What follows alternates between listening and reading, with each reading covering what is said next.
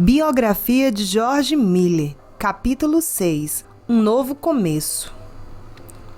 George Miller olhou do púlpito para a multidão com seus chapéus balançantes e cabeças calvas na capela Ebenezer, em Tamworth. Muito havia acontecido nos últimos 3 meses, desde que deixara Londres. Ele voltou para Devon a fim de visitar seu amigo Henry Craik, que providenciou para que ele pregasse em diversas capelas ao redor da área durante a visita. Agora, 12 semanas depois, a capela Ebenezer pedia que ele se tornasse seu pastor. Quando observou a congregação, George sabia que não fora uma decisão fácil. Na verdade, algumas pessoas deixaram a igreja depois da chegada do jovem empreendedor prussiano que pensava poder pregar para bons cristãos ingleses. Ainda assim, outros ficaram impressionados com sua pregação, em particular com seus resultados. 5 novos convertidos se juntaram à igreja por causa da pregação de George, e eles mais do que preencheram os espaços criados por quem deixou a igreja quando ele se tornou o novo pastor. Quando terminou o sermão matinal, George limpou a garganta e disse nervoso: "Há mais uma coisa que eu preciso dizer. Aceito sua generosa oferta em me chamar para ser seu pastor com uma condição. Não posso lhes prometer quanto tempo ficarei aqui. Preciso ser livre para ir aonde Deus me conduzir quando Ele o fizer. Se vocês permitirem fazê-lo, ficarei e serei seu pastor." Ao olhar para a pequena congregação de 18 membros, perguntou-se se não estaria cometendo um erro. Ele orou muito antes de aceitar o cargo. Parecia estranho para ele que Deus o guiasse para longe de uma cidade movimentada como Londres, para Tamworth, uma pequena aldeia onde se pescam salmões à beira do estuário de Teme. A congregação era composta por pescadores e suas mulheres, na maioria sem instrução formal. Ainda assim, George lembrou-se de que, se estivesse preparado para viajar, haveria bastante trabalho para um missionário fazer em Devon. Os grupos cristãos de Newton estavam ansiosos para que George pregasse em seus estudos bíblicos semanais e reuniões de oração, e ele estava mais do que feliz em fazê-lo. Na verdade, depois de se tornar oficialmente o pastor da capela Ebenezer, George passou a conhecer as estradas que atravessavam Devon com a palma da própria mão. Um lugar que particularmente gostou de visitar no verão de 1830 era a casa North Railway, um estabelecimento de embarque, cuja governanta era uma senhorita chamada Mary Groves. Mary era uma cristã firme, com 30 e poucos anos, que gostava de conversar com George sobre assuntos religiosos, em especial sua opinião a respeito dos irmãos de Plymouth. George tinha desfrutado várias conversas longas com ela antes de perceber que, na realidade, ela era irmã de Anthony Groves, o missionário da Pérsia, sobre o qual ouviu tanto falar. Então percebeu por que Mary tinha tantas opiniões interessantes sobre os missionários e a igreja. Quanto mais tempo passava com Mary Groves, mais George gostava dela. Mary não era uma espécie de mulher que ficava soltando risadinhas como Ermengarde, nem era bonita como ela. Na verdade, Mary tinha um dos maiores narizes que George já vira em um homem ou em uma mulher. No entanto, algo nela o atraía. Mary olhava diretamente nos olhos dele quando falava e esperava que ele a tratasse como igual, não como uma decoração. Mary recebera mais educação formal que a maioria das mulheres de sua época. Ela falava francês, latim e hebraico e sabia mais sobre astronomia que George. A relação floresceu e George se viu apaixonado por Mary. O sentimento surpreendeu por mais de um motivo. Primeiro, Mary Groves contava 33 anos, 8 a mais que ele. Segundo, Ele não estava procurando uma esposa. Isso nem lhe passava pela cabeça. No que lhe dizia respeito, a esposa o retardaria. E se Deus o chamasse para ir a algum lugar estranho ou remoto, ele poderia esperar que sua mulher o seguisse? Ele não se sentiria como se o casamento o tornasse um prisioneiro? Ainda que George não esperasse que uma mulher qualquer o seguisse, havia algo diferente em Mary. Uma vez que ela vira seu irmão e cunhada desistirem de tudo que possuíam e partir para o campo missionário, George sentia a disposição dela de fazer o mesmo, se necessário. Ele falou com Mary sobre seus temores e Mary lhe assegurou de que o casamento piedoso o libertaria para fazer ainda mais do que agora, e não o contrário. Em 7 de outubro de 1830, em uma cerimônia simples em Exeter, Mary Groves e George Mills se casaram. Depois de uma xícara de chá com os amigos, eles pegaram a diligência em Teignmouth. Enquanto carregava as malas e os baús de Mary para a diligência, George ficou um pouco surpreso. 2 dos 4 baús eram particularmente pesados.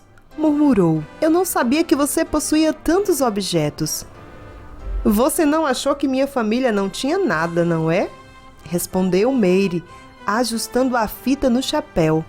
"Ganhei a prata da minha família, a porcelana da minha mãe e várias tapeçarias que estão na família há gerações. Acho que eles vão iluminar sua casa de modo considerável." Uma semana depois, todas as posses de Mary estavam perfeitamente dispostas na pequena casa de George, de tal forma que já não parecia que um homem solteiro havia morado ali. Mary limpou e poliu tudo até a casa parecer muito bem cuidada. Uma noite, George voltou para casa muito cansado da viagem. Mary o encontrou na porta com um sorriso. "Venha e veja como ficou tudo arrumado," ela disse, ajudando o marido a retirar o casaco. "Mal parei de limpar e arrumar o dia todo." Enquanto George olhava ao redor, seu coração afundou no peito. Sua casa estava começando a parecer como tantas outras que ele visitava, entupida de coisas, bens que o impediriam de responder o chamado divino para sua vida. Objetos que precisariam ser empacotados e transportados de um lugar para o outro. Coisas que zombariam de sua tentativa de viver apenas para Deus. Ele se sentou com o cansaço na cadeira. "Isso precisa sair daqui," ele disse em um tom de voz baixo. "O que tem que sair?" Mary perguntou, franzindo o rosto. "Tudo," respondeu George, gesticulando a mão pela sala. "A prata, a porcelana e as tapeçarias. Tudo que não for necessário precisa ir embora." "Por quê?" gaguejou Mary, ficando pálida e afundando em uma cadeira. "Porque," disse George, "eu viajo de uma ponta a outra de Devon, pregando que a Bíblia deve ser entendida literalmente, e volto à noite para uma casa cheia de bugigangas." Afinal, Jesus disse: "Venda tudo e dê aos pobres." Ele não disse? "Sim, mas..." respondeu Mary. "Mas o quê? Seu próprio irmão fez isso, não fez?" disse George, cortando-a. "Ele ia ser missionário." "Algo diferente, muito diferente," protestou Mary. "É mesmo?" perguntou George, erguendo as sobrancelhas. "Você se esqueceu de que é casada com um missionário, um cristão prussiano, enviado por Deus para a Inglaterra?" Mary abriu a boca e depois a fechou sem dizer uma única palavra. Na noite seguinte, quando George chegou em casa, a prata, a porcelana e as tapeçarias haviam desaparecido. Sobre o armário da cozinha, no lugar da porcelana, estava uma pilha de dinheiro em notas. Mary apontou para ele e disse: "Faça o que você achar melhor com isso, George, e que Deus ajude a nós dois." Uma semana mais tarde, George contou outra notícia perturbadora para sua mulher. Desta vez, concernente a seu salário. A Capela Ebenezer pagava a George o generoso salário de 55 libras anuais. A maior parte do dinheiro provinha de uma prática conhecida como o aluguel de bancos. Uma pessoa ou família alugava um banco particular na igreja para se sentarem aos domingos. As pessoas mais ricas alugavam os bancos mais caros na parte da frente, deixando os pobres se sentarem nos bancos de trás, ou nos bancos baratos, como eram conhecidos. Esse costume nas igrejas da Inglaterra e da Europa contava centenas de anos, e quanto mais George pensava nisso, mais errado considerava a prática. A igreja não deveria ser um lugar em que as pessoas fossem divididas de acordo com quanto dinheiro tivessem. Não havia pobres nem cidadãos de segunda classe no reino de Deus, e George não via por que isso deveria acontecer na igreja na terra. Aluguel de bancos era algo que não deveria ocorrer na igreja por ele liderada, e com isso, a igreja perderia boa parte das entradas e como consequência do salário de George. Após o jantar em uma noite em novembro, George, Mary e Miller saíram para caminhar ao longo da orla. Os vendedores de mexilhões e berbigões já haviam ido para casa e os últimos barcos pesqueiros singravam em direção ao porto. Mary, disse George com gentileza, obrigado por vender suas coisas. Agora há outro assunto sobre o qual precisamos conversar. Mary parou e olhou diretamente para seu marido. George deu um grande suspiro antes de continuar. É sobre o aluguel dos bancos. Não consigo ver como podemos seguir o mandamento de Jesus de tratar todos os homens de forma igual, como irmãos, se dermos aos ricos os melhores lugares na frente da igreja. Na Bíblia, no livro de Tiago, nos diz com clareza que não devemos favorecer os ricos, porque isso é uma desonra para os pobres. Após um longo período de silêncio, George escutou Mary ofegar e dizer, com sua voz se arrastando, George, este é o nosso único salário. Eu sei, ele respondeu de forma gentil. Você quer que eu diga que está tudo bem se você desistir de nossa única fonte de renda? Ela respondeu com incredulidade. Sim, George disse com franqueza. Sei que é difícil, mas acho a coisa certa a fazer. A congregação deve estar livre para contribuir, porque Deus a dirige, não por desejar o melhor banco da igreja. Perguntou Mary. E se as pessoas não quisessem contribuir livremente? Bem, então Deus terá de prover por nós de outra maneira, disse George, alcançando a mão de sua mulher. Mary, você acha que pode fazer isso? Mary ficou em silêncio por um longo tempo enquanto continuavam a caminhar pelo litoral. Os únicos sons eram das ondas batendo contra o paredão e as gaivotas gritando acima deles. Por fim, Mary respondeu, faça o que você achar melhor, George. Posso confiar em Deus do mesmo modo que você. George parou e abraçou sua mulher. Lágrimas caíram sobre suas bochechas. Mary estava certa. O casamento não se tornara uma prisão para ele. Em vez disso, dera-lhe uma parceira na fé. Ele disse com mais confiança do que realmente sentia no momento. Deus não nos decepcionará. Na noite seguinte, depois do jantar, os dois saíram para outra caminhada, desta vez na direção oposta, indo para a rua Ebenezer. Quando chegaram à capela, George destrancou a porta e os dois entraram.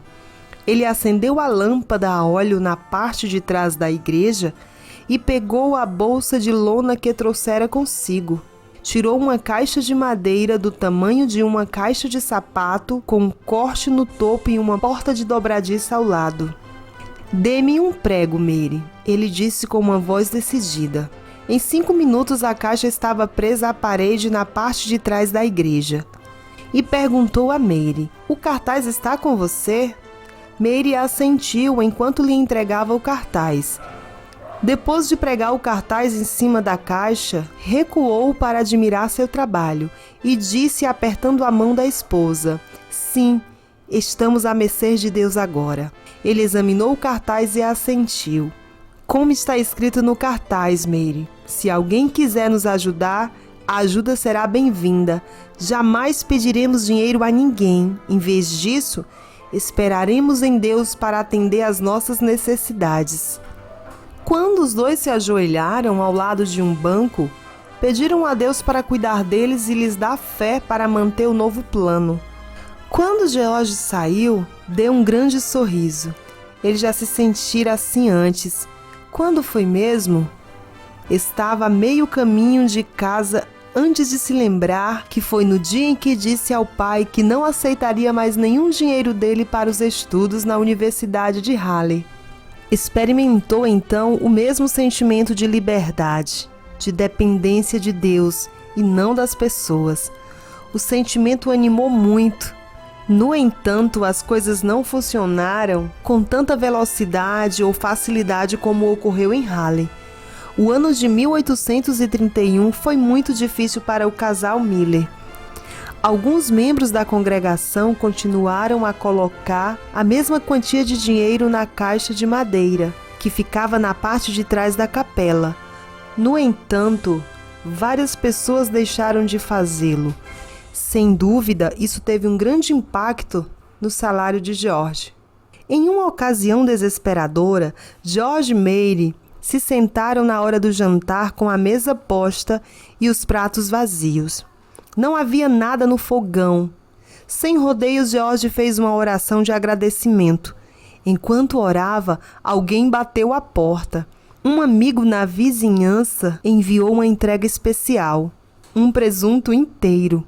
George orou com mais gratidão e depois cortou o presunto para que ele e Mary comesse.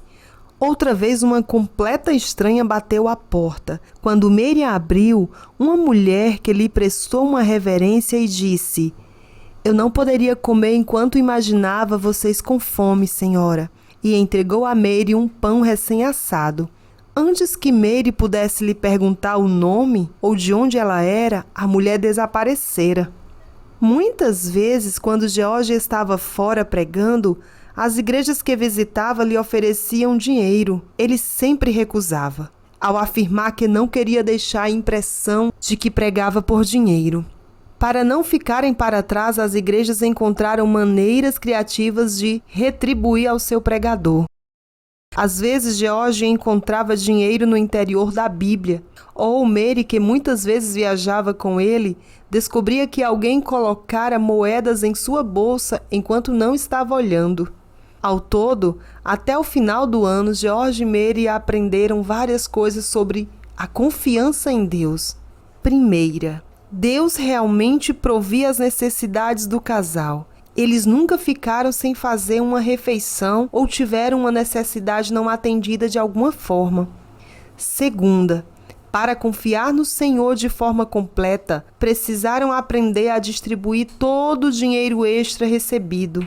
Eles não mantinham dinheiro desnecessário e nunca se permitiram pegar emprestado um único centavo, mesmo quando passavam por necessidade. Criam que Deus proveria exatamente sua necessidade, e Deus assim agia. Na primavera de 1831, George agradeceu a Deus por quão bem tudo funcionara. Ele viera a Taymor 16 meses antes sem trabalho, pouco dinheiro e um amigo. Agora, ele não podia caminhar pela rua sem ser parado uma dúzia de vezes para conversar com amigos. Desistira do salário de 55 libras anuais e, em troca, Deus proveu comida e dinheiro para o aluguel. Agora sua mulher estava do seu lado e em 5 meses seu primeiro filho nasceria. A congregação crescera até atingir o número de 51 membros, vários recém-convertidos. Tudo ia bem para George em Taymor, exceto por um detalhe.